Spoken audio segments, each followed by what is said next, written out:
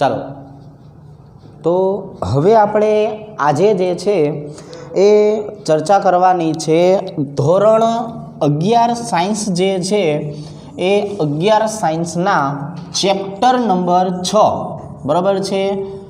જેડબલ NEET આપણે આ ઉષ્માગતિ શાસ્ત્રનું જે છે એ એક બાકી રાખ્યું હતું, જે હવે આપણે જે છે શરૂઆત કરશું બરાબર છે। તો રવિવારે જે છે એ આપણે 11 સાયન્સ જે છે એના જેડબલ નીટની ચર્ચા કરશું અને આપણા રૂટીન સમયની અંદર 12 સાયન્સ જે છે એના જેડબલ નીટની ચર્ચા કરવાની રહેશે।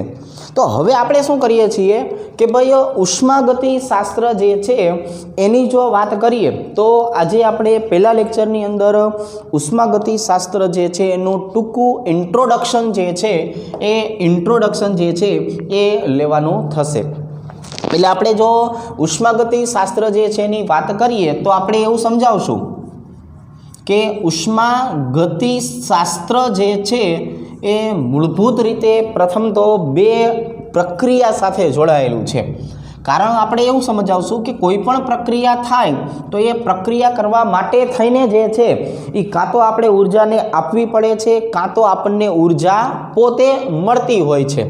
તો હવે અહીંયા આપણે લખવું હોય તો શું લખી નાખશું તો કે એક પ્રક્રિયા જે છે એને નામ આપવામાં આવે છે ઉષ્માક્ષેપક પ્રક્રિયા। બીજા નંબરની જો આપણે વાત કરીએ તો એને કહેવામાં આવે છે ઉષ્મા શોષક પ્રક્રિયા બરાબર છે। બીજાને શું કહેવામાં આવે છે ઉષ્મા શોષક પ્રક્રિયા।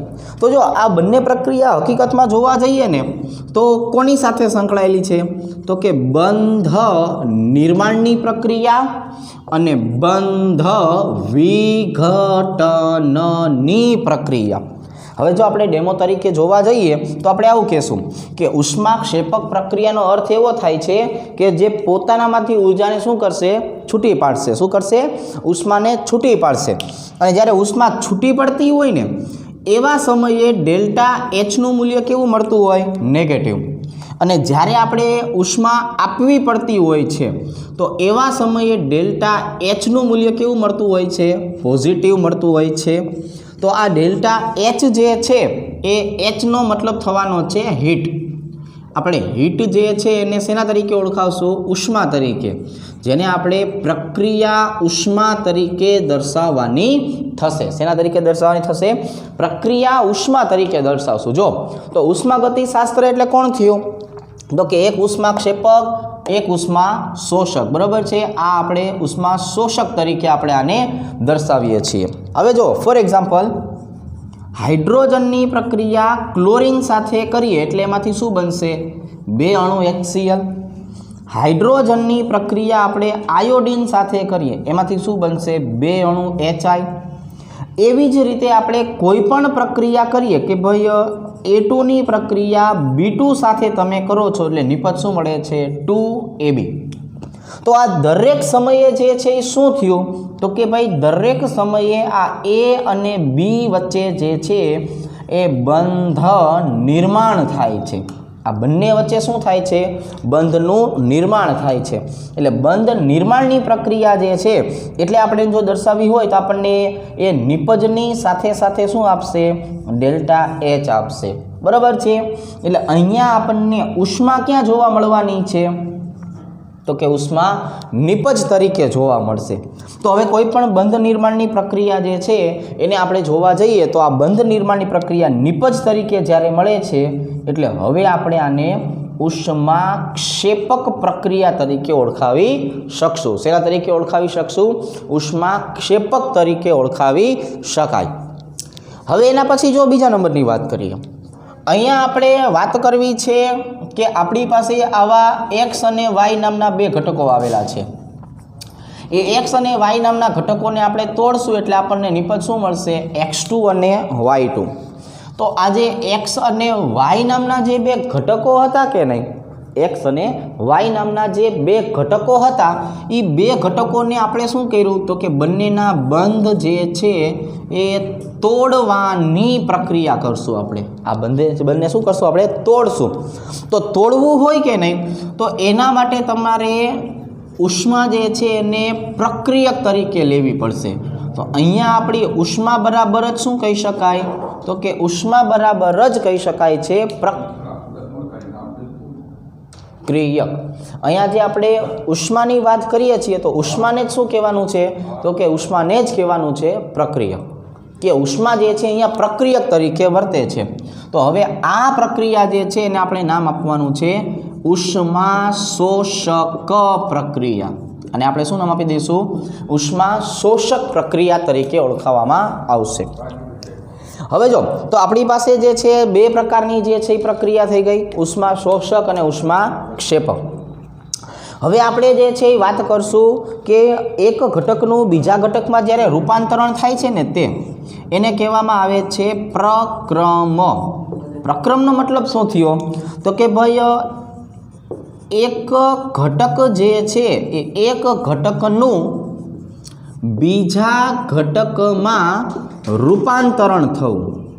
હવે જો સમજો કે ભાઈ પ્રક્રમ શબ્દની આપણે વાત કરીએ તો પ્રક્રમ શબ્દનો મતલબ શું થયો? એક ઘટક જે છે એનું રૂપાંતરણ શેમાં થાય છે? બીજા ઘટકમાં. આ પ્રક્રમ તરીકે ઓળખાય. પ્રક્રમ મતલબ કે ભાઈ કોઈ પ્રક્રિયા થવી, બરાબર છે. તો હવે આ પ્રોસેસનો એક ભાગ થયો. પ્રક્રમની અંગ્રેજીમાં પ્રોસેસ કહેવાય, પ્રક્રિયા ગુજરાતીમાં. તો આ જે પ્રક્રમ જે છે એ કયા કયા ઘટકોનું એકબીજામાં રૂપાંતરણ કરે છે? તો એ જે ઘટક જે છે ને ઘટક, એને હવે પછી આપણે પ્રણાલી તરીકે ઓળખાવશું. શેના તરીકે? પ્રણાલી તરીકે ઓળખાવશું. કે ભાઈ પ્રણાલીનું એકમાંથી બીજી પ્રણાલી જે છે એમાં રૂપાંતરણ થયા કરતું હોય છે. તો એને આપણે પ્રક્રમ જે છે એ પ્રક્રમ તરીકે ઓળખાવશું. તો પહેલાં તો આપણને એ ખબર હોવી જોઈએ કે ભાઈ પ્રણાલી કેટલા પ્રકારની છે. ચાલો, બરાબર છે કે આ પ્રણાલીની જો આપણે વાત કરીએ તો પ્રણાલી જ કેટલા પ્રકારની છે. તો આપણે પહેલાં પ્રણાલી જે છે એના પ્રકાર વિશે જે છે એ શીખી લઈએ, ત્યાર પછી આપણે આગળ ઉપર ચર્ચા કરીએ.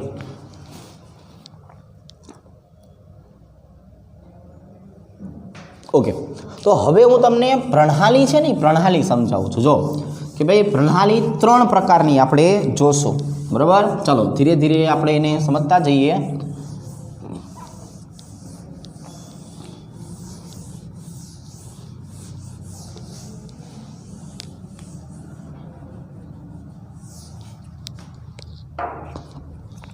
તો અહીંયા આપણે લખી નાખીએ છીએ પ્રણાલી. પ્રણાલીને અંગ્રેજીમાં સિસ્ટમ કહેવાય.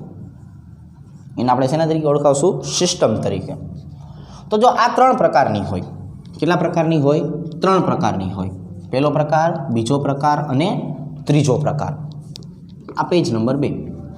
તો જે 3 પ્રકારની પ્રણાલીઓની આપણે વાત કરતા હોઈએ છીએ એમાં પહેલું આવશે, એનું નામ છે ખુલ્લી પ્રણાલી. બીજો જે પ્રકાર છે એને કહેવામાં આવે છે બંધ પ્રણાલી. બીજા પ્રકારને શું કહેવાય? બંધ પ્રણાલી કહેવાય. શું કહેવાય? બંધ પ્રણાલી કહેવાય. અને ત્રીજી જે છે એને કહેવાય નિરાળી પ્રણાલી. અને શું કહેવામાં આવે છે?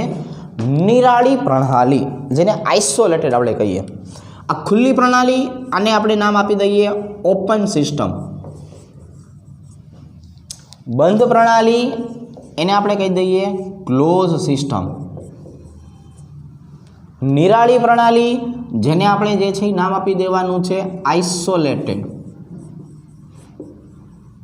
સિસ્ટમ, બરાબર. તો જો આપણી પાસે આ 3 પ્રકારની પ્રણાલી ગઈ. પ્રણાલીનો પ્રકાર કઈ રીતે પડે છે? તો કે ભાઈ પ્રણાલીનો પ્રકાર પડે છે પર્યાવરણ અને એક ઘટક એ બંને વચ્ચે થતા ઉષ્મા અને દ્રવ્યના ફેરફારને આધારે, બરાબર છે. તો હવે આપણે જે છે પર્યાવરણની વાત કરીએ તો આખું જે વિશ્વ જે છે એને આપણે એક પર્યાવરણનો ભાગ ગણશું, અને આપણી પાસે જે નાનામાં નાનો ઘટક છે એને આપણે પ્રણાલી કહેશું. તો આ બંને વચ્ચે ઉષ્મા અને દ્રવ્યની આપ-લે થાય છે કે નથી થતું એને આધારે પ્રણાલીનો પ્રકાર પડે. હવે ઉદાહરણ તરીકે આપણે કહીએ કે આપણી પાસે એક કપ છે અને આ કપની અંદર જે છે એ આપણે ગરમ ચા લીધેલી છે. શું લીધેલું છે? આ કપની અંદર આપણે ગરમ ચા જે છે એ લીધેલી છે. તો હવે ગરમ ચાની જો આપણે વાત કરીએ તો એ સીધે સીધી કોના સંપર્કમાં આવી ગઈ? તો કે સીધે સીધી જે છે એ પ્રણાલીના પર્યાવરણના સંપર્કમાં આવી ગઈ. કોના સંપર્કમાં આવી ગઈ? પર્યાવરણ. તો એ પર્યાવરણ સાથે સીધી રીતે જે છે એ દ્રવ્યની અને ઉષ્મા જે છે એ બંનેની આપ-લે કરી શકે છે. બંનેની આપ-લે જે છે એ કરી શકે છે કે ભાઈ દ્રવ્ય પણ જઈ શકે છે, દ્રવ્ય આવી શકે છે, ઉષ્મા જઈ શકે છે, ઉષ્મા આવી શકે છે, બંનેનું હેરફેર થાય છે. એટલે કે દ્રવ્યની જો હું વાત કરું તો દ્રવ્ય જે છે એ દ્રવ્યની અને ઉષ્મા જે છે એ ઉષ્મા બંનેની હેરફેર થયા કરતી હોય છે. બરાબર. એટલે ગરમ ચાનો કપ છે એ થોડીક વાર પછી કેવો થઈ જાય છે? ઠંડો થઈ જાય છે. બરાબર છે. અને ઠંડુ રાખેલું જ્યુસ જે છે એ થોડીક ટાઈમમાં કેવું થઈ જાય છે? તો કે ભાઈ ગરમ થઈ જાય છે. હકીકતમાં ગરમ અને ઠંડુ બંને નોર્મલ ટેમ્પરેચરે આવે છે. હકીકતમાં બંને ક્યાં આવે છે? નોર્મલ ટેમ્પરેચરે આવે છે. ફોર એક્ઝામ્પલ આપણે એમ કહીએ કે 100°C તાપમાને આપણી પાસે પાણી હતું, એને હું ખુલ્લું મૂકી દઉં તો એ આવવાનું છે ક્યાં? તો કે એ રૂમ ટેમ્પરેચરે આવી જશે. બરાબર છે. એ ક્યાં આવી જશે? રૂમ ટેમ્પરેચર 25° આવી જશે.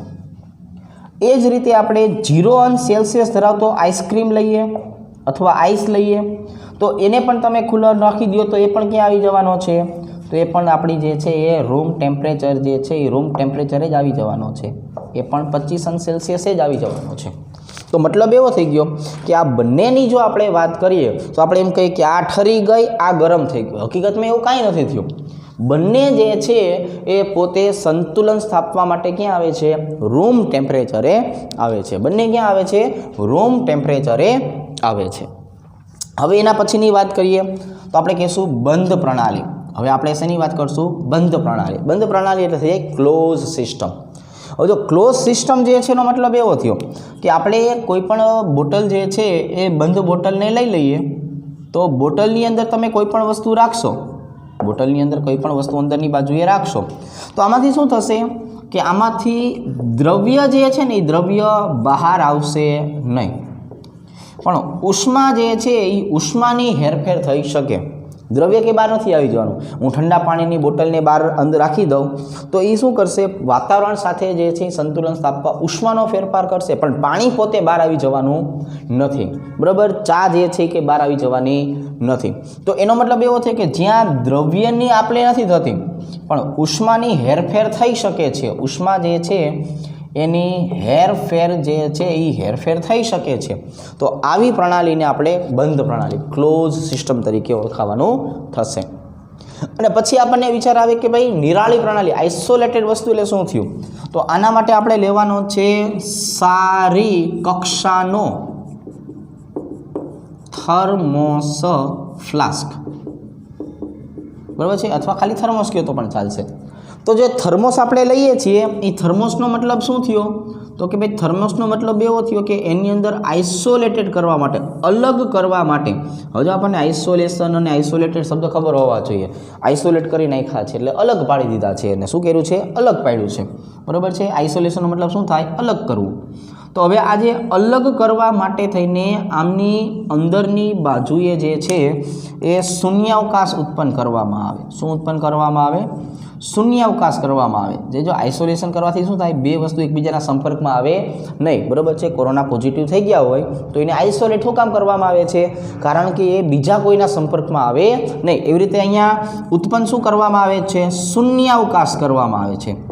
તો આ શૂન્યાવકાશ કરશું ને એટલે બહારનો ભાગ અને અંદરનો ભાગ જે છે એ એકબીજાના સંપર્કમાં આવતો નથી.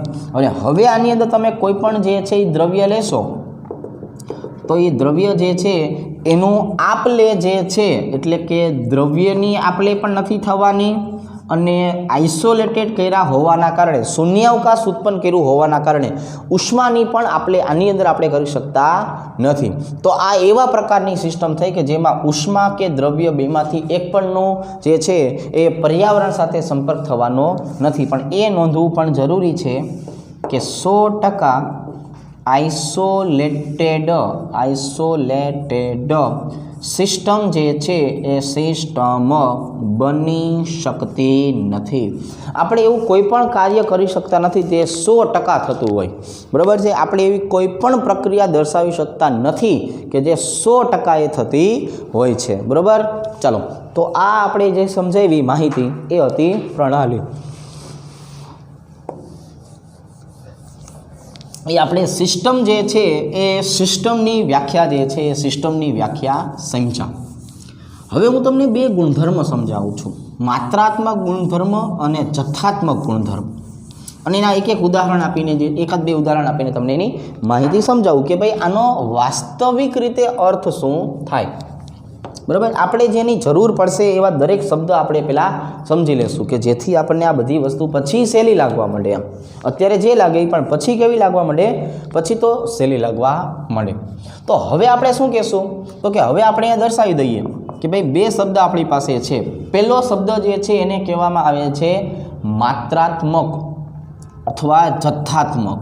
માત્રાત્મક અથવા તો જથ્થાત્મક ગુણધર્મ. હજો માત્રા એટલે કે પ્રમાણ, જથ્થો એટલે કે પ્રમાણ. તો જે ઘટકોના ગુણધર્મ પદાર્થના જથ્થા એટલે કે માત્રા પર આધારિત હોય તેવા ગુણધર્મને શેના તરીકે ઓળખાવાનું છે, તો કે એવા ગુણધર્મને આપણે ઓળખાવાનું છે માત્રાત્મક ગુણધર્મ. ઉદાહરણ તરીકે આપણે જે છે એ કોઈપણની વાત કરીએ કે આપણી પાસે દળ છે, આપણી પાસે કદ આવેલું છે. તો દળ અને કદ આ બંને ક્વોન્ટિટી ઉપર આધારિત છે. એટલે બંને જેમ જેમ જે છે એ ઘટકોની ક્વોન્ટિટી જે છે એમાં ફેરફાર થયા કરશે. એના કારણે દળ બદલાઈ જશે, કદ પણ બદલાઈ જશે. એટલે દળ અને કદ જે છે એ બંનેનો આધાર જે છે એમના જથ્થા ઉપર આવેલો છે. અને બીજું આપણે લખીએ, પછી હું આ બંનેને કોમન રીતે એક ઉદાહરણ આપીને સમજાવીશ, એટલે અહીંયા તમને વધુ ખ્યાલ આવશે. બરાબર છે, એ વસ્તુમાં આપણને વધુ આઈડિયા આવશે. હવે શીખવું છે વિશિષ્ટ ગુણધર્મ. હવે જો જે આપણે વિશિષ્ટ ગુણધર્મ શબ્દ વાપરીએ છીએ ને, વિશિષ્ટ ગુણધર્મ, તો એને શું કહેવાનું છે, તો કે ભાઈ જે ઘટકોના ગુણધર્મ પદાર્થના જથ્થા અથવા તો માત્રા પર આધારિત નથી, પદાર્થના બંધારણ પર આધારિત છે, એને જે છે એ શું કહેવામાં આવે છે, એને કહેવામાં આવે છે વિશિષ્ટ ગુણધર્મ. એને શું કહેવામાં આવે છે, વિશિષ્ટ ગુણધર્મ. ઉદાહરણ તરીકે ઉત્કલન બિંદુ છે, ઉદાહરણ તરીકે ગલન બિંદુ છે, ઉદાહરણ તરીકે ઘનતા છે. તો આ બધા મૂલ્યો કેવા થયા કે જે પદાર્થ પર આધારિત છે, પદાર્થના જથ્થા અને કે ક્વોન્ટિટી ઉપર આધારિત નથી. એટલે આપણે આવા ગુણધર્મો જે છે એ ગુણધર્મને શું નામ આપ્યું છે, તો કે એટલે આપણે આવા ગુણધર્મો જે છે એને નામ આપ્યું છે એનો વિશિષ્ટ ગુણધર્મ. શું નામ આપ્યું છે, વિશિષ્ટ ગુણધર્મ. હવે હું આ બંનેને ભેગું કરીને ઉદાહરણ તમને સમજાવું. જો ઉદાહરણ તરીકે આપણે એમ કહીએ કે આપણી પાસે 1 કિલોગ્રામ પાણી છે, તો આ 1 કિલોગ્રામ પાણી જે છે એનું ઉત્કલન બિંદુ શું થયું, તો કે 1 કિલોગ્રામ પાણી છે એનું ઉત્કલન બિંદુ છે 100°C. કારણ કે આ પોતે કોણ છે, તો કે પોતે શુદ્ધ ઘટક છે. કેવો છે, શુદ્ધ ઘટક. આમાં બીજું કોઈ આવેલું નથી. હવે આપણે બીજા નંબરની વાત કરીએ. માની લો કે આપણી પાસે ફરીથી 2 કિલોગ્રામ પાણી છે. તો 2 કિલોગ્રામ પાણી એટલે જથ્થો મેં કેવો કરી નાખ્યો, તો કે ભાઈ જથ્થો બમણો કર્યો. તો જો એનું દળ વધી ગયું, તો દળ જે છે એ દળ કેવું છે, એ માત્રાત્મક ગુણધર્મ છે. પણ આની અંદર વાત કરીએ તો આનું પણ ઉત્કલન બિંદુ કેવું છે, 100°C જ છે. તો 1 કિલોગ્રામ પાણી અને 2 કિલોગ્રામ પાણી, આ કેવો ગુણધર્મ થયો, માત્રાત્મક ગુણધર્મ થયો. કેવો થયો, માત્રાત્મક, કેમ કે દળ બદલાઈ ગયો. પણ હવે આપણે ઉત્કલન બિંદુની વાત કરો તો ઉત્કલન બિંદુ બંને વખતે કેવું છે, 100 જ છે. તો આને કહેવામાં આવે છે એનો વિશિષ્ટ ગુણધર્મ. આને શું કહેશું આપણે, એનો વિશિષ્ટ ગુણધર્મ કહેશું. તો હવે આપણી પાસે જે છે એક સમજણ આવી માત્રાત્મક અને વિશિષ્ટની. હજુ આ જ ઉદાહરણ છે એમાં બીજું સમજાવું છું. ફોર એક્ઝામ્પલ આપણે વાત કરીએ શુદ્ધ દ્રાવક વિશે અને એમાંથી બનતા દ્રાવણ વિશે. એટલે દ્રાવણને નામ આપીએ પેલું. હવે એમ કહું કે મારી પાસે 1000 ગ્રામ પાણી છે, એમાં હું 10 ગ્રામ જે છે એ શું નાખું છું, મીઠું નાખું છું. 10 ગ્રામ શું નાખું છું, મીઠું નાખું છું. તો 1000 ગ્રામ પાણીમાં 10 ગ્રામ તમે NaCl નાખ્યું બરાબર છે। અને હવે શું બન્યું? દ્રાવણ। તો આ જે દ્રાવણ છે એનું ઉત્કલન બિંદુ મને કેટલું મળ્યું? તો કે આનું ઉત્કલન બિંદુ મળ્યું T1। હવે હું શું કરું છું કે 1000 ગ્રામની અંદર 20 ગ્રામ NaCl નાખું છું। હવે જો તમે 20 ગ્રામ NaCl નાખશો તો શું બનશે? તો બનશે દ્રાવણ નંબર 2 બની જશે। દ્રાવણ નંબર 2 બન્યો ને તો એનું ઉત્કલન બિંદુ પાછું કેવું થઈ જશે? તો કે T2 થઈ જશે। જો પાછું બિંદુ બદલાણું, ક્યારે બદલાણું? અહીંયા જથ્થો બદલાણો ત્યારે, માત્રા બદલાણી ત્યારે। તો એનો મતલબ એવો થયો કે હવે આપણે જો વાત કરીએ કે શુદ્ધ પાણી જે છે એ પાણીનું ઉત્કલન બિંદુ જે છે એ વિશિષ્ટ ગુણધર્મ છે। કેવો છે? વિશિષ્ટ ગુણધર્મ। કે શુદ્ધ પાણીનું ઉત્કલન બિંદુ એને વિશિષ્ટ ગુણધર્મ કહેવાય। પણ હવે કોઈ પણ દ્રાવણની વાત કરીએ તો દ્રાવણનું ઉત્કલન બિંદુ જે છે એમાં કેટલો પદાર્થ ઉમેરો છો ને એના ઉપર આધારિત છે। કારણ અહીંયા આપણને ખબર પડી જશે કે T2નું મૂલ્ય T1 કરતાં તો કેવું છે? ખૂબ જ વધારે। કારણ આપણને અહીંયા ખબર પડી જશે કે T2નું મૂલ્ય છે એ T1 કરતાં કેવું છે? ખૂબ જ વધારે। તો દ્રાવણનું ઉત્કલન બિંદુ જે છે એને કહેવામાં આવે છે માત્રાત્મક ગુણધર્મ। જો સમજો એને શું કહેવાય? માત્રાત્મક ગુણધર્મ જે છે એના તરીકે ઓળખાવી શકાય। તો માત્રાત્મક અને વિશિષ્ટ ગુણધર્મ જે છે એ એકબીજા સાથે સંકળાયેલા ખરા, પણ અલગ પણ એ જ રીતે પડવાના છે। તો હવે આપણે જોવા જઈએ તો આમ કહેશું કે માત્રાત્મક અથવા જથ્થાત્મક ગુણધર્મની વાત કરો તો જે ઘટકોના ગુણધર્મ પદાર્થના જથ્થા એટલે કે માત્રા ઉપર આધારિત હોય ને એવા ગુણધર્મને કહેશું માત્રાત્મક ગુણધર્મો। પણ જે પદાર્થના બંધારણ ઉપર આધારિત છે એને કહેવાનું છે એનો વિશિષ્ટ ગુણધર્મ। ઉત્કળ બિંદુ, ગલન બિંદુ, ઘનતા આ બધા એના વિશિષ્ટ ઉદાહરણ થયા। જો એનું આપણે લાઈવ ઉદાહરણ અહીંયા શીખા કે દળ હતું તો દળ 1 કિલોમાંથી 2 કિલો ગયું તો પ્રમાણ બદલાઈ ગયું। તો એ દળ જે છે એ કોણ છે? તો કે એ માત્રાત્મક ગુણધર્મ છે। પણ તમે પાણી લીધું હતું તો એનું ઉત્કલન બિંદુ તો અચળ જ જળવાઈ રહ્યું। તો અચળ જળવાઈ રહ્યું એટલે એ કેવો છે? એટલા માટે એ વિશિષ્ટ ગુણધર્મ છે। કેવો છે? વિશિષ્ટ ગુણધર્મ છે। એટલે હવે આપણે જે છે એ જે શુદ્ધ દ્રાવક અને દ્રાવણની વાત કરીને એના માટે પણ આપણે આવું કહી શકાય કે કોઈ પણ શુદ્ધ દ્રાવક છે, કોઈ પણ શુદ્ધ દ્રાવક છે એના માટેની વાત કરીએ તો એનું ઉત્કલન બિંદુ ગમે એટલો જથ્થો બદલાય એ અચળ જ રહે। પણ એમાંથી તમે દ્રાવણ બનાવશો ને દ્રાવણ, તો દ્રાવણ બદલશો તો તરત જ એનો જવાબ બદલાઈ જશે। એટલે કે દ્રાવણનું ઉત્કલન બિંદુ માત્રાત્મક ગુણધર્મ છે અને શુદ્ધ ઘટકનું ઉત્કલન બિંદુ છે એ વિશિષ્ટ ગુણધર્મ છે। આ એના માટેની આપણે ચર્ચા જે છે એ ચર્ચા કરી। હવે આપણે વાત કરવાની છે આમાં સમાતા વિશિષ્ટ સંજ્ઞાઓની, બરાબર છે, અને એની સાથે સંકળાયેલા જુદા જુદા ઘટકોની।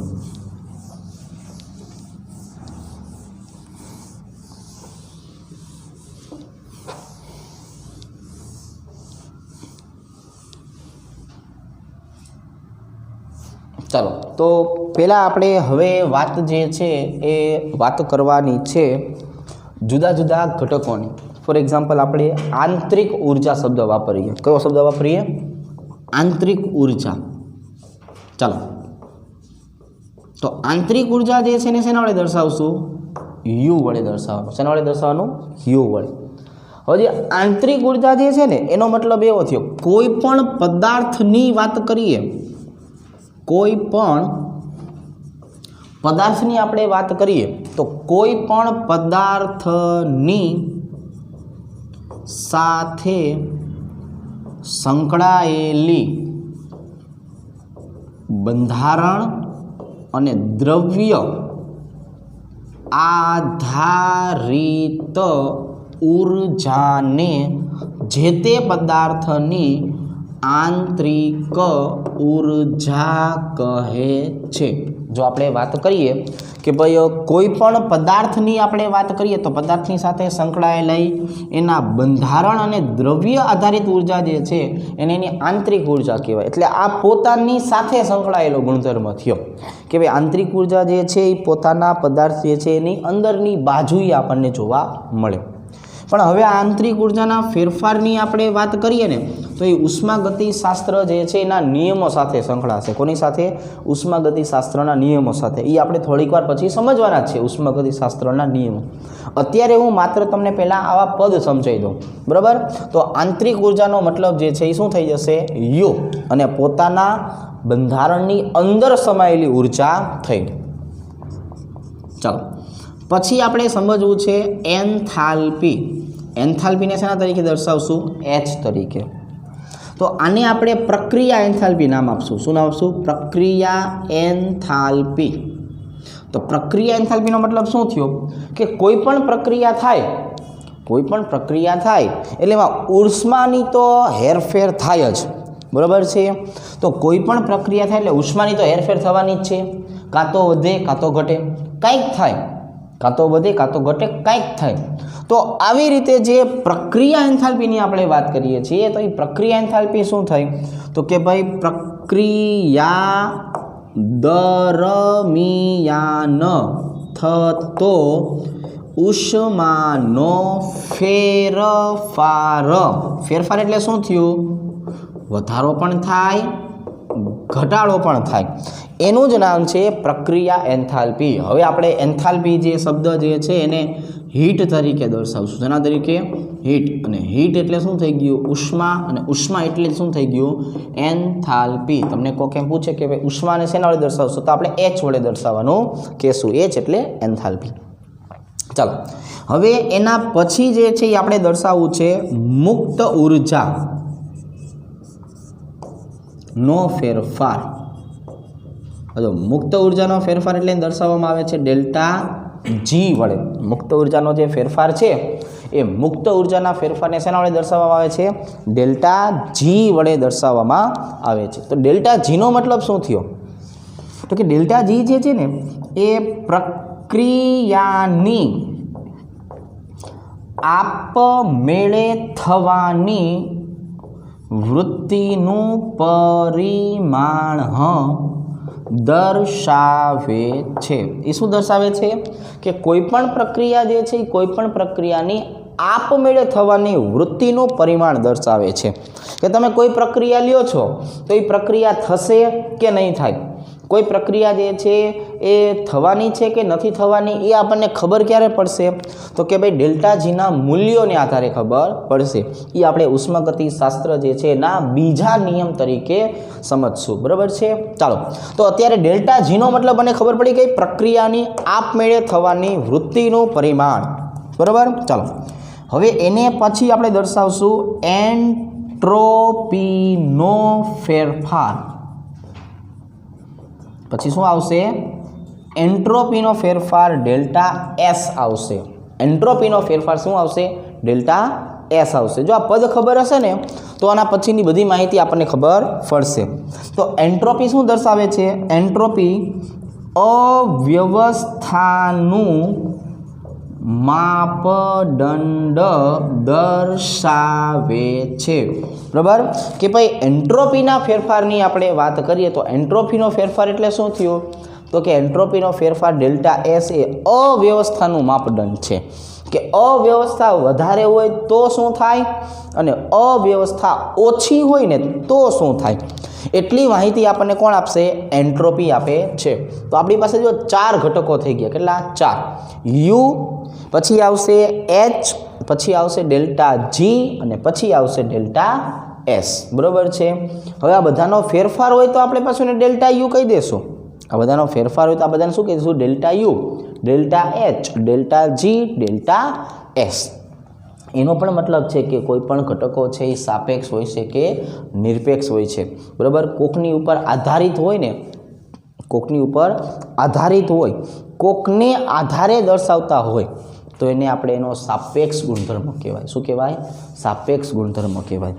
અને પોતાની જ વ્યાખ્યા આપી દેતું હોય તો એને એનો નિરપેક્ષ ગુણધર્મ કહેવાય.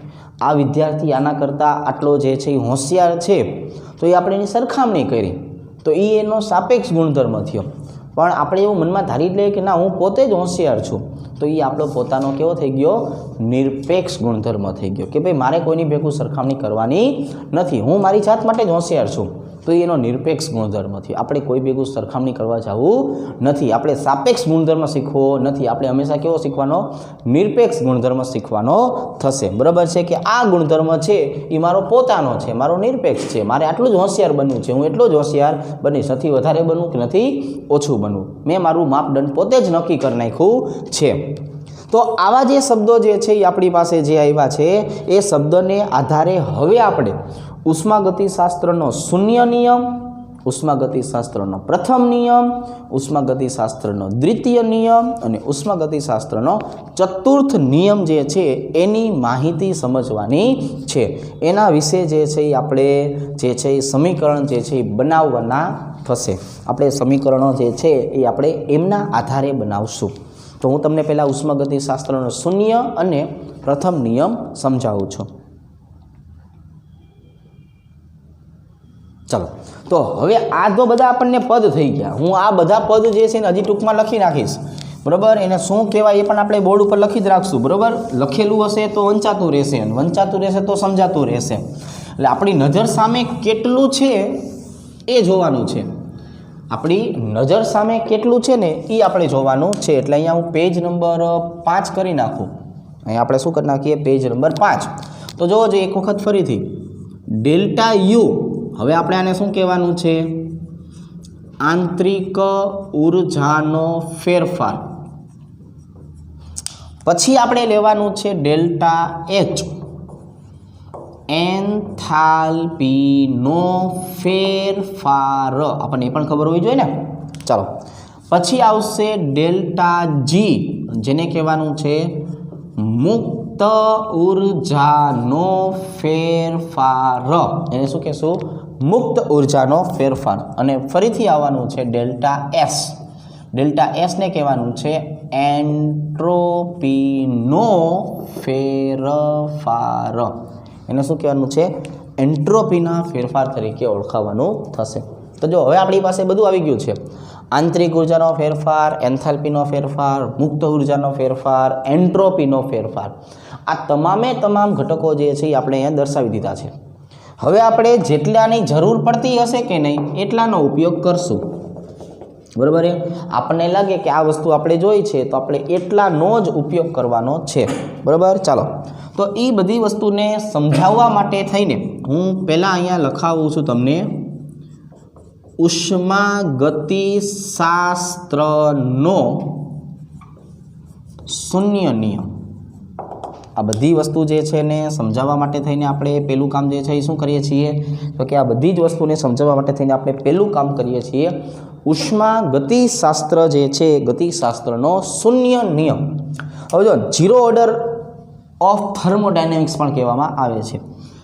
આને કાઉન્સમાં કહેવામાં આવે છે તાપમાનની વ્યાખ્યા.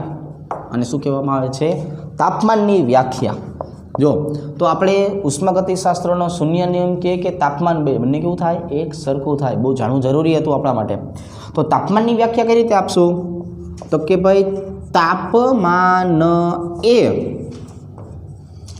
ઉષ્મીય ઉર્જાનો સ્તર દર્શાવે છે, જથ્થો દર્શાવતું નથી. ઉદાહરણ તરીકે આપણે વાત કરીએ કે ભાઈ હવે આપણે 1 કિલોગ્રામ પાણી જે છે અથવા 1 લીટર પાણી જે છે એ 1 લીટર પાણીને ઉકાળવું છે. તો એ ઉકાળવા માટે આપણે જરૂર શેની પડશે? 100 અંશ સેલ્સિયસ તાપમાનની. એની જરૂર પડશે 100 અંશ સેલ્સિયસ તાપમાનની. ફરીથી એક વખત હવે એમ કહું કે આપણી પાસે જે છે એ 1 કિલોની બદલે આપણે 1000 શબ્દ વાપરીએ. ચાલો કે ભાઈ 1000 ml પાણી છે. હવે હું શબ્દ વાપરું છું 500 ml પાણી છે. તો પણ આને જે છે એ ઉકાળવા માટે તો કેની જરૂર પડવાની છે? 100 અંશ સેલ્સિયસની જ જરૂર પડવાની છે. બરાબર છે? તો તમે જથ્થો ગમે એટલો લેશો, એના માટે જેના દ્રવ્યને છૂટા કરવા માટે જે ઉષ્મીય ઉર્જાનું સ્તર જોઈએ છે એ સ્તર તો કેવું રહેવાનું છે? એક જ સરખું રહેવાનું છે. કેટલું રહેવાનું છે? એક જ સરખું રહેવાનું છે. અહીંયા એ વસ્તુ અલગ છે કે મારે 1000 ml પાણીને ગરમ કરવું હોય તો મારે જે ગેસ ચાલુ રાખવો પડશે એ ઉદાહરણ તરીકે જે છે એ 20 મિનિટ ચાલુ રાખવો હોય તો 500 ml પાણી માટે 10 મિનિટ રાખવો પડશે. તો એને ઉષ્માનો જથ્થો કેટલો આપવો પડશે એનાથી આપણે મતલબ નથી. ફોર એક્ઝામ્પલ આને જે છે એ T1 ટાઈમ સુધી જે છે આને જે છે એ T1 સમય સુધી જે છે એ ઉકાળવું પડશે. આને T2 સમય જે છે T2 સમય સુધી ઉકાળવું પડશે અને સ્વાભાવિક રીતે T1નું મૂલ્ય T2 કરતાં તો વધારે જ હશે. તો અહીંયા જે આપવું પડ્યું એ શું આપવું પડ્યું તો કે અહીંયા આપવું પડ્યું એ ઉષ્માનો જથ્થાની વાત કરીએ આપણે. અહીંયા જે છે એ શું આવી ગયું ઉષ્મા જે છે ઉષ્માનો જથ્થો આવી ગયો. તો ઉષ્માના જથ્થાની જે છે એ આપણે અહીંયા જરૂર પડે છે. બરાબર છે. તો ઉષ્માનો જથ્થો કેટલો છે એ અલગ વસ્તુ છે પણ જરૂર કેટલી છે 100 અંશ સેલ્સિયસ તાપમાનની. તો આ જે તાપમાન જે છે આ સેલ્સિયસ તાપમાન જે છે એની જો વાત કરીએ તો એ શું દર્શાવે છે કે અહીંયા આટલી ઉષ્મીય ઉર્જાના સ્તરની જરૂર પડવાની છે. એને જથ્થા સાથે કંઈ જ સંબંધ નથી. એટલે ઉષ્માગતિશાસ્ત્રનો શૂન્ય નિયમ જે તાપમાનની વ્યાખ્યા આપવાનો છે ને એ તાપમાનની વ્યાખ્યા આવી રીતના આપવાનો છે. બરાબર કે જેથી આપણને ઉષ્મીય ઉર્જાના સ્તરની માહિતી મળી રહે. બરાબર. ચાલો હવે અહીંયા જોવા જઈએ. હવે આપણે વાત કરવી છે ઉષ્માગતિશાસ્ત્ર જે છે એ શાસ્ત્રનો પ્રથમ નિયમ. હવે આપણે શેની વાત કરવી છે ઉષ્માગતિશાસ્ત્રના પ્રથમ નિયમની. શૂન્ય નિયમ તાપમાનની વ્યાખ્યા. પ્રથમ નિયમ જે છે એ વાત કરે છે પ્રક્રિયા જે છે એ પ્રક્રિયા કોની સાથે સંકળાયેલી છે ઉષ્માની સાથે સંકળાયેલી છે. કોની સાથે ઉષ્માની સાથે. તો હવે ઉષ્મા તો આપણે સમજી દીધું કે ભાઈ ઉષ્મા તો આ રીતની હોય. હવે આપણે ઉષ્માગતિશાસ્ત્રના પ્રથમ નિયમની વાત કરીએ. તો જો પ્રથમ નિયમનો મતલબ આવો થશે કે ભાઈ ઉર્જા. હવે આપણે ઉર્જા શબ્દ વાપરશું કે વિશ્વમાં રહેલો કુલ ઉર્જાનો જથ્થો અચળ છે. આપણે જો વિશ્વમાં સંકળાયેલા ઉર્જાના જથ્થાની વાત કરીએ તો વિશ્વની અંદર સંકળાયેલો ઉર્જાનો જથ્થો કેવો છે વિભાન એ અચળ છે. એ તો અચળ જ રહેશે. એટલે આપણે આવું કહીશું કે ભાઈ ઉર્જાનું એક સ્વરૂપમાંથી બીજા સ્વરૂપમાં રૂપાંતરણ થાય છે. ઉર્જાનું શું થવાનું છે તો કે ઉર્જાનું એક સ્વરૂપમાંથી બીજા સ્વરૂપમાં રૂપાંતરણ થાય છે. હવે જો ઉર્જાનું એકમાંથી બીજા સ્વરૂપમાં રૂપાંતરણ થયું પણ આપણે એવું કહીશું કે આનાથી ઉર્જાનું સર્જન કે ઉર્જાનો વિનાશ જે છે એ વિનાશ શક્ય નથી. ઉદાહરણ તરીકે આપણે જે છે એ પંખાની સ્વિચ પાડીએ એટલે પંખો ચાલુ થાય. તો વિદ્યુત ઉર્જાનું રૂપાંતરણ શેમાં થયું યાંત્રિક ઉર્જામાં થયું. બરાબર. પંખો ચાલુ થયો યંત્રએ કામ કર્યું. બરાબર છે. યંત્ર કયો કે તંત્ર કયો. બરાબર. એનાથી આપણને કંઈ સમજણ અલગ થવાની નથી. તો વિદ્યુત આપ્યું એટલે પંખો ચાલુ થયો એટલે યાંત્રિક કાર્ય અથવા તો તંત્ર દ્વારા કાર્ય થયું. તો એનો મતલબ એવો નથી કે યાંત્રિક ઉર્જા જે છે એનું સર્જન થયું અને વિદ્યુત ઉર્જાનો વિનાશ થયો. એનો મતલબ આવો થયો કે ઉર્જાનું એક સ્વરૂપમાંથી બીજા સ્વરૂપમાં માત્ર ને માત્ર શું થયું રૂપાંતરણ થયું. બરાબર છે. એટલે કે વિશ્વમાં રહેલ કુલ ઉર્જાનો જથ્થો તો કેવો થઈ ગયો અચળ. તો હવે આપણે ઉર્જા આપો છો એટલે કામ થાય છે. બરાબર. ઉદાહરણ તરીકે આપણે બાઇકની અંદર પેટ્રોલ નાખો છો એટલે બાઇક ચાલુ થાય છે. બરાબર છે. તો એના કારણે પણ શું થયું કે રાસાયણિક ઉર્જા જે છે એનું યાંત્રિક ઉર્જામાં રૂપાંતરણ આપણે કર્યું. આપણે ગેલ્વેનોઇક કોષ શીખી ગયા છીએ. તો ગેલ્વેનોઇક કોષમાં પણ આપણે એવું કીધેલું છે. જો સમજો ગેલ્વેનોઇક કોષની આપણે વાત કરીએ તો ગેલ્વેનોઇક કોષમાં પણ આપણે એવું શીખેલા છીએ કે ભાઈ જો તમે વિદ્યુત ઉત્પન્ન કરવું હોય તો તમારે કોપર અને ઝિંક સલ્ફેટ જે છે એનું દ્રાવણ જોશે ને એના સળિયાઈ જોશે. ત્યાં આપણે એનો સિદ્ધાંત સૌ પ્રથમ લખાવતા હતા. એનો સિદ્ધાંત શું લખાયો હતો તો એનો સિદ્ધાંત એવો લખાવરાયો હતો કે રાસાયણિક ઉર્જાનું વિદ્યુત ઉર્જામાં રૂપાંતરણ કરે છે। શું કહેશું આપણે? રાસાયણિક ઉર્જાનું વિદ્યુત ઉર્જા જે છે એમાં રૂપાંતરણ જે છે એ રૂપાંતરણ કરે છે। તો આજે રાસાયણિક ઉર્જાનું વિદ્યુત ઉર્જામાં રૂપાંતરણની જો આપણે વાત કરીએ તો એ વસ્તુ એકબીજામાં રૂપાંતરણ કરશે। અહીં રૂપાંતરણને જો આપણે દર્શાવવાનું થાય તો એને દર્શાવશું કઈ રીતે? તો કે એને આપણે દર્શાવવાનું છે આવી રીતે, આંતરિક ઉર્જાના ફેરફાર દ્વારા।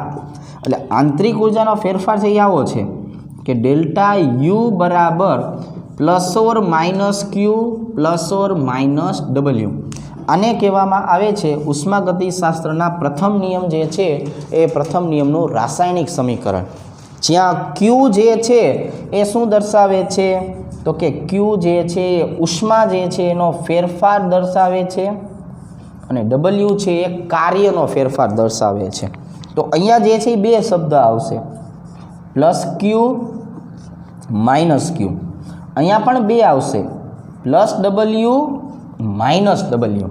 બરાબર છે? આ જાણવું અગત્યનું છે, ક્યારે +2 કરવું, +Q કરવું, -Q કરવું, ક્યારે +W કરવું, ક્યારે -W કરવું। બરાબર છે?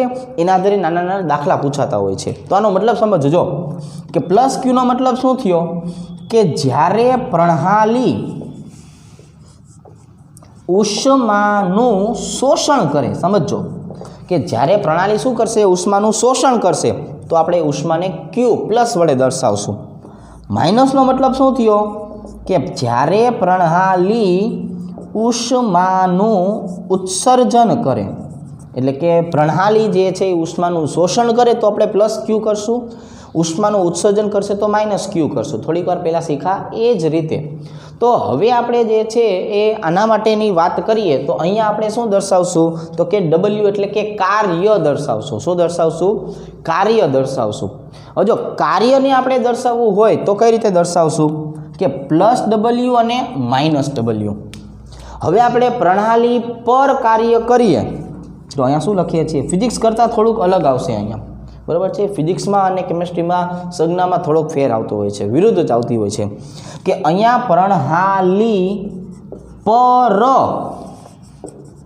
કાર્ય કરવામાં આવે ત્યારે આપણે જે છે Wની કિંમત કેવી લેવામાં આવતી હોય છે? પોઝિટિવ લેવામાં આવતી હોય છે કે પ્રણાલી પર કાર્ય કરો, પ્રણાલી ઉપર કાર્ય કરો।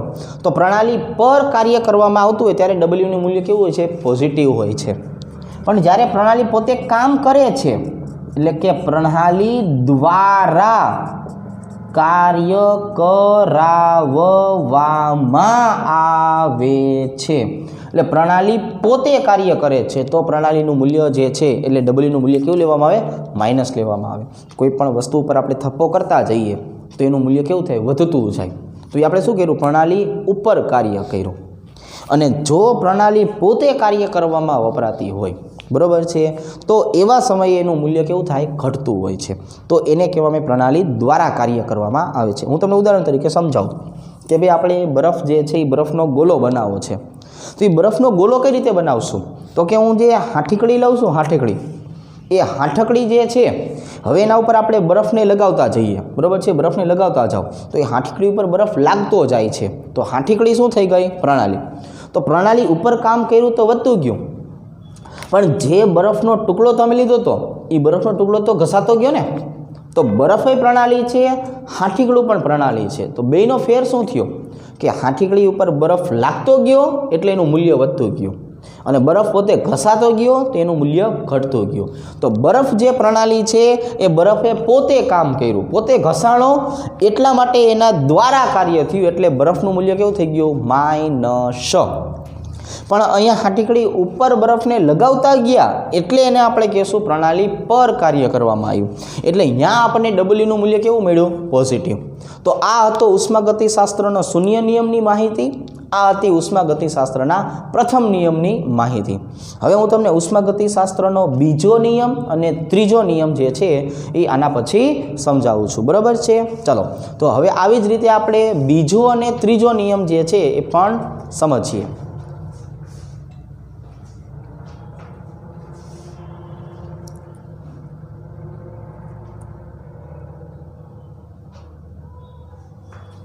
જો તો હવે આપણે ઉષ્માગતિશાસ્ત્રનો બીજો અને ત્રીજો નિયમ જોઈએ. ચાલો,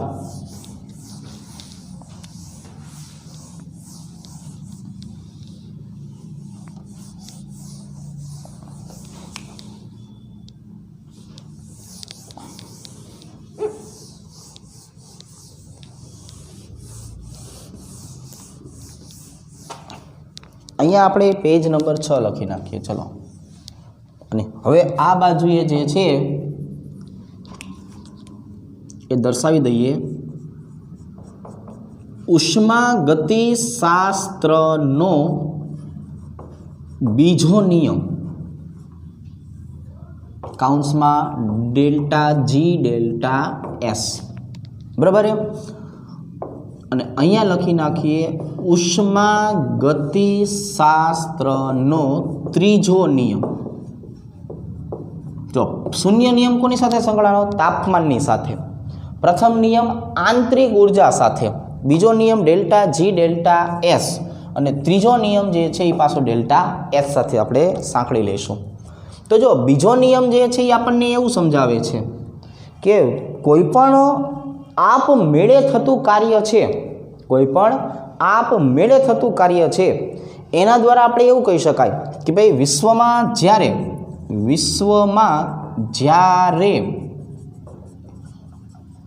કોઈ પણ પ્રણાલી દ્વારા આપમેળે કાર્ય થાય છે ત્યારે પ્રણાલીની મુક્ત ઉર્જાનું મૂલ્ય અથવા પ્રણાલીની મુક્ત ઉર્જા ઘટે છે, એટલે કે ડેલ્ટા જી નેગેટિવ બને છે, અને વિશ્વની એન્ટ્રોપી હંમેશા વધે છે, એટલે કે ડેલ્ટા એસ કેવું થાય છે? પોઝિટિવ થાય છે. એટલે જો કોઈ પણ કાર્ય આપમેળે થતું હોય છે ને, આપણે કોઈ પણ કાર્યની વાત કરીએ તો કોઈ પણ કાર્ય કેવું થાય? આપમેળે થતું હોય. તો આપમેળે થતા દરેક કાર્ય માટે જે છે પ્રણાલીની મુક્ત ઉર્જા હંમેશા ઘટશે અને વિશ્વની એન્ટ્રોપી હંમેશા વધવાની જ છે. એટલે જો હું ડેલ્ટા જીની વાત કરી નાખું તો ડેલ્ટા જીના મને 3 મૂલ્યો મળશે. કેટલા મૂલ્ય મળશે? 3. એવી રીતે ડેલ્ટા એસની વાત કરું તો ડેલ્ટા એસ જે છે એના પણ મને કેટલા મૂલ્ય મળશે? 3. જો ડેલ્ટા જીનું મૂલ્ય નેગેટિવ મળે તો શું પરિણામ આવે? પોઝિટિવ મળે તો શું પરિણામ આવે? 0 મળે તો શું પરિણામ આવે? ડેલ્ટા એસનું નેગેટિવ મૂલ્ય, પોઝિટિવ મૂલ્ય અને 0 મૂલ્ય. તો જો ડેલ્ટા જી નેગેટિવ હોય ને તો એનો મતલબ કે આ આપમેળે થવાની વૃત્તિ દર્શાવે છે. બરાબર છે કે ડેલ્ટા જીનું મૂલ્ય નેગેટિવ આવ્યું તો હવે કોઈ પણ પ્રક્રિયા આપમેળે થઈ શકવાની છે. બરાબર. ઉદાહરણ તરીકે ગેલ્વેનોઇક કોષ છે આપણો, તો ગેલ્વેનોઇક કોષની અંદર આપણે ક્યાંય સ્વિચો ચાલુ કરવા જવી પડતી નહોતી. એમાં તો દ્રાવણમાં જેવા 2 સળિયા તમે ડૂબાડ્યા, મેં ડૂબાડ્યા એટલે તરત જ ગેલ્વેનોઇક કોષે શું કરવાનું ચાલુ કરી દીધું? કામ. તો એ આપમેળે થયું. અહીંયા ડેલ્ટા જીનું મૂલ્ય 0 થઈ ગયું. પણ એની બદલે મારે વિદ્યુત વિભાજન કોષ લેવો હોય તો વિદ્યુત વિભાજન કોષ લેવો હોય તો તમારે પહેલાં બેટરી એની સાથે જોડવી પડે અને બેટરીની સ્વિચ ચાલુ કરવી પડે, તમારે બહારથી એને ઉર્જા આપવી પડે. એટલે અહીંયા શું થઈ ગયું? અહીંયા આપમેળે ન થવાની વૃત્તિ. બરાબર છે. આ પ્રક્રિયાઓ ક્યારેય આપમેળે થશે નહીં, એટલે આને આપમેળે ન થવાની વૃત્તિ દર્શાવવામાં આવે છે. અને જો 0 હોય તો અહીંયા આપણને કોઈ પરિણામ મળતું નથી. બરાબર. એટલે આપણે સંતુલન અવસ્થા કહીશું. અહીંયા એન્ટ્રોપીમાં એવું કે ભાઈ જો પ્રક્રિયા જે છે એ આપમેળે થતી હોય ને, બરાબર છે, આપમેળે થતી પ્રક્રિયા હોય તો એન્ટ્રોપીનું મૂલ્ય હંમેશા વધે જ. પણ જો કોઈક તમારી આગળ કાર્ય કરાવરાવતું હોય તો એન્ટ્રોપીનું મૂલ્ય કેવું થાય? ઘટે. બરાબર. ક્લાસની અંદર છોકરાઓને રેઢા મૂકી દેવામાં આવે અને એમ કે હવે તમે જાતે વાંચો, તો જ્યારે પણ વિદ્યાર્થી જાતે વાંચતો હોય ને તો દેકારો વધી જ જાય, હંમેશા અવ્યવસ્થા વધી જ જતી હોય છે, કારણ કે એ આપમેળે કામ થયું. પણ જો બહારથી કોઈક તમને વંચાવવા આવે, ક્લાસમાં ખુરશી નાખીને બેસી જાય ને પછી કે હવે વાંચો, એટલે જો વંચાવરાવતા હોય એટલે તમે જાતે કાર્ય કર્યું નથી તો દેકારો બંધ થાય. તો એનો મતલબ એવો થયો કે આને કહેવું પડશે આપમેળે ન થવાની વૃત્તિ, અને આને આપણે કહેવું પડશે આપમેળે થવાની વૃત્તિ. જાતે જાતે વાંચે છે તો દેકારો વધશે જ તે, એટલે અહીંયા ડેલ્ટા એસ પોઝિટિવ મળે, અહીંયા નેગેટિવ મળે, અને 0 મળે તો અહીંયા આપણે કંઈ કહી શકતા નથી, એટલે અહીંયા પણ શું આવી જશે? સંતુલન. કેવું આવી જશે? સંતુલન. ચાલો, હવે આપણે આ વાત કરી ડેલ્ટા જી ડેલ્ટા એસ, એ બંને કોના માટેની વાત કરી છે? એ બંને વાત કરી છે આપણે ઉષ્માગતિશાસ્ત્રના બીજા નિયમ માટે. કોને માટે વાત કરી છે? ઉષ્માગતિશાસ્ત્રના બીજા નિયમ માટે. હવે આપણે વાત કરવી છે ઉષ્માગતિશાસ્ત્રનો ત્રીજો નિયમ. તો ત્રીજો નિયમ માત્ર ને માત્ર એન્ટ્રોપી એટલે કે અવ્યવસ્થા સાથે સંકળાયેલો છે, બરાબર છે. અને આ જે છે એ આપણને નન્સ નામના વૈજ્ઞાનિકે જે છે એ સમજાવેલો છે. એને આપણને એવું સમજાવેલું છે, શું કીધું એ જોઈએ કે સંપૂર્ણ શુદ્ધ સ્ફટિકમય પદાર્થને, જો આપણી પાસે એક તો પહેલેથી જે લીધું છે એ કેવું હોવું જોઈએ? ચોખ્ખું હોવું જોઈએ, બરાબર છે. અને એ પણ એને કોઈ અશુદ્ધિ હોવી જોઈએ નહીં. એવો કોઈ સ્ફટિક લ્યો, સંપૂર્ણ શુદ્ધ સ્ફટિકમય પદાર્થને ક્યાં? નિરપેક્ષ શૂન્ય તાપમાને લઈ જતા. હવે જોવો જોઈએ, એક તો પેલા ચોખ્ખે ચોખ્ખો પદાર્થ લેવાનો છે ને તાપમાને કેવું લેવાનું? નિરપેક્ષ શૂન્ય. નિરપેક્ષ શૂન્ય તાપમાન જે છે એ કેટલું થયું એ હમણાં તમને કહું છું. તો તાપમાનને લઈ જતા, જ્યારે કોઈ સંપૂર્ણ શુદ્ધ સ્ફટિકમય પદાર્થને તમે નિરપેક્ષ શૂન્ય તાપમાનને લઈ જાઓ છો, લઈ જતા તેની એન્ટ્રોપીનું મૂલ્ય શૂન્ય થાય છે. કે સંપૂર્ણ શુદ્ધ સ્ફટિકમય પદાર્થને નિરપેક્ષ શૂન્ય તાપમાને લઈ જાઓ તો એની અવ્યવસ્થા જે છે એ અવ્યવસ્થા કે થઈ જાય છે? શૂન્ય થઈ જાય છે, બરાબર છે.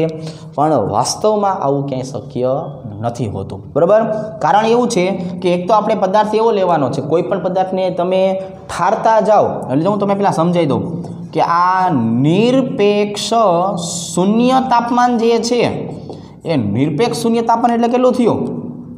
0 કેલ્વિન તાપમાન અને -273.15 અંશ સેલ્સિયસ તાપમાન. વેરી ગુડ ભાઈબંધ. તો આ -273 કોઈ પણને લઈ જાઓ એટલે ગમે એવો ઉકળતો પદાર્થ હોય ને, ઉકળતો, એને હું ધીરે ધીરે તાપમાન ઘટાડું કે નહીં, અને 0 અંશ સેલ્સિયસ લાવું ને એટલે ઉકળવાનું તો પહેલાં બંધ જ કરી દે, બરાબર છે. એટલે વાયુમાંથી પહેલાં શું થઈ જાય? પ્રવાહી થઈ જાય. હવે હું જીરોમાંથી પાછું જે હોય માઇનસમાં લઈ જાઉં એટલે પ્રવાહીમાંથી શું બની જાય? ઘન બની જાય. અને એને જો હું -273.15 લઈ જાઉં તો બધા અણુઓ સંકોચાઈ જાય અને એક આદર્શ ક્રિસ્ટલ સ્ફટિક બની જાય. તો એમાં કોઈ વધારાના ઘટકો આવી શકતા નથી, તો વધારાના કોઈ અવ્યવસ્થાના મૂલ્યો આવી શકતા નથી. પણ આ વસ્તુ જે છે એની જો વાત કરીએ તો એની એન્ટ્રોપી એકદમ શૂન્ય થઈ જાય. પણ આ કાલ્પનિક વસ્તુ છે. હકીકતમાં આપણે પ્રાયોગિક રીતે કોઈ પણ પદાર્થની એન્ટ્રોપીનું મૂલ્ય શૂન્ય કરાવી શકતા નથી, બરાબર છે. આપણે બેસણામાં ગયા હોય અને અહીંયા ખાલી 2 મિનિટનું મૌન રાખવાનું હોય તો પણ આપણે 2 મિનિટનું મૌન પણ આપણે રાખી શકતા નથી, બરાબર છે. કોઈ ગુજરી ગયોની પાછળ આપણે એમ કે હાલો ભાઈ 2 મિનિટનું મૌન રાખો પછી ઓમ બોલશું, અને તમે ઘડિયાળમાં જોવો ને તો એ 20મી સેકન્ડે આંખું ખોલાવી દે, બરાબર છે. એનો મતલબ શું થયો કે આપણે ક્યારેય 100% કાર્ય જે છે એ કરી શકવાના નથી. આપણે 100% જે છે એ અવ્યવસ્થાને નાબૂદ કરી શકવાના નથી.